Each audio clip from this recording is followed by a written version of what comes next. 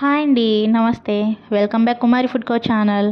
ఈరోజు మన ఛానల్లో చూపించబోయే రెసిపీ ఏంటంటే వరిపిండితో పునుగులు ఎలా వేయాలో చూపించబోతున్నాను.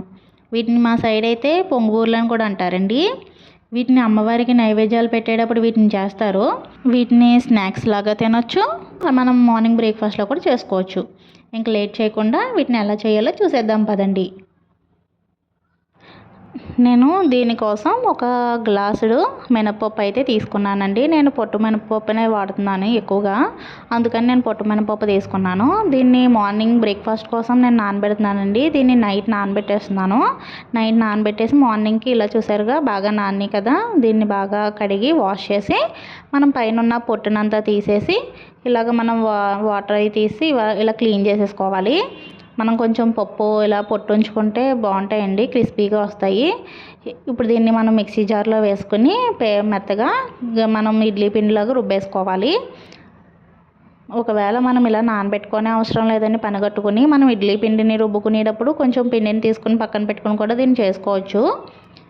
ఇప్పుడు దీన్ని మిక్సీ పట్టేసుకుని మెత్తగా ఈ కన్సిస్టెన్సీ రావాలండి. మనకి మెత్తగా ఈ కన్సిస్టెన్సీ వస్తే సరిపోతుంది. మరి పలుచగా అయిపోతే నూనె పీల్చేస్తాయి మనకి పునుగులు అనేది. కాబట్టి మనకి ఈ కన్సిస్టెన్సీలో మనం గ్రైండ్ చేసుకుని ఒక గిన్నెలోకి తీసేసుకుందాం. ఇప్పుడు ఒక గ్లాస్ మినపప్పు తీసుకున్నాను కదా, ఒక గ్లాస్ మినపప్పుకి ఒక గ్లాసు వరిపిండి అయితే సరిపోతుందండి. మనకి ఈ కన్సిస్టెన్సీ అనేది మనకి కరెక్ట్గా సరిపోతుంది. అటు నూనె పీల్చకుండా గట్టిగా రాకుండా మనకి క్రిస్పీగా స్మూత్గా అంటే వస్తాయి. మనకి ఒకవేళ మనం ఉజ్జాయింపుగా వేసుకోవాలనుకుంటే మనం కొంచెం కొంచెం పిండి వేసుకుని, ఇప్పుడు మనకు పిండి సరిపోయిందో లేదో నేను ఇప్పుడు చూపిస్తానండి మీకు. ఇప్పుడు ఈ పిండినంతా బాగా వరిపిండి వేసుకుని బాగా కలిపేసుకోవాలి, ఉండలు లేకుండా బాగా కలిపేసుకున్న తర్వాత ఇప్పుడు ఇందులో పిండి సరిపోయిందో లేదో తెలుసుకోవడానికి ఒక గిన్నెలో వాటర్ తీసుకుని ఆ వాటర్లో మనం కొంచెం పిండిని ఇందులో వేసుకొని చూద్దాం.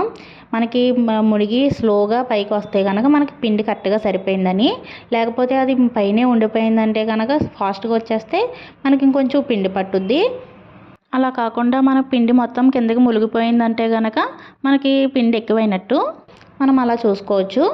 ఇప్పుడు ఈ పిండిలో కలుపుకోవడానికి ఉల్లిపాయలని ఈ విధంగా మనం సకానికి కట్ చేసుకుని ఇలా చిన్న చిన్న ముక్కల కింద కట్ చేసుకుని వేసుకోవాలి. ఇందులో అలా మనం స్టఫింగ్ కోసం అల్లం ముక్కలు, అలాగే ఉల్లిపాయ ముక్కలు, కొత్తిమీర, వీటన్ని మనకి ఇందులో కావాలంటే క్యారెట్ ఇవన్నీ కూడా వేసుకోవచ్చండి. ఇందులో టేస్ట్కి సరిపడా సాల్ట్ కూడా వేసుకోవాలి. అలాగే 1 టేబుల్ స్పూన్ జీలకర్ర వేసుకుంటేనే బాగుంటుందండి కమ్మగా. అలాగే ఇందులో 2 రెబ్బల కరివేపాకు కూడా చిన్న చిన్న ముక్కల కింద కట్ చేసేసుకొని వేసుకుంటే మనకు ఆ ఫ్లేవర్ అనేది దిగి టేస్ట్ అనేది బాగుంటుంది. ఇప్పుడు ఇది కలుపుకునేలోపు ముందు మనం స్టవ్ పైన బాండీ పెట్టుకుని ఆయిల్ వేసేసుకుని మీడియం ఫ్లేమ్లో పెట్టుకుంటే మనకు ఆయిల్ కాగుతూ ఉంటుంది. ఇప్పుడు ఈ పిండిని మొత్తం మిక్స్ చేసేసుకుని రెడీ పెట్టుకుందాం. అంతలో మనకి ఆయిల్ అనేది హీట్ అవుతూ ఉంటుంది. ఇలా కలిపేసుకుని పెట్టుకున్న తర్వాత ఈ ఆయిల్ హీట్ అయింది కదా, ఇప్పుడు కొంచెం కొంచెం పిండిని తీసుకొని మనం పునుగులు వేసుకుంటే మనకి పర్ఫెక్ట్గా వస్తాయండి. ఇది మనకు ఎలా కావాలంటే అలా వస్తాయి.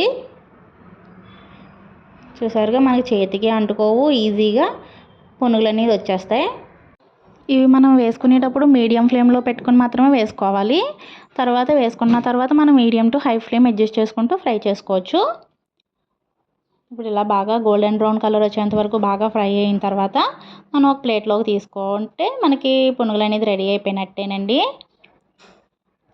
ఇవైతే నాన్ వెజ్ కర్రీస్తో వేసుకొని తింటే కనుక వీటి టేస్ట్ అయితే వేరే లెవెల్లో ఉంటుందండి.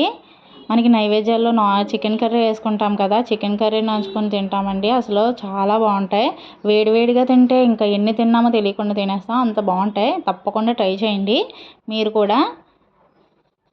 మీకు కనుక ఈ వీడియో నచ్చితే కనుక ప్లీజ్ మన ఛానల్ని లైక్ చేసి, షేర్ చేసి, సబ్స్క్రైబ్ చేసుకోవడం మర్చిపోకండి.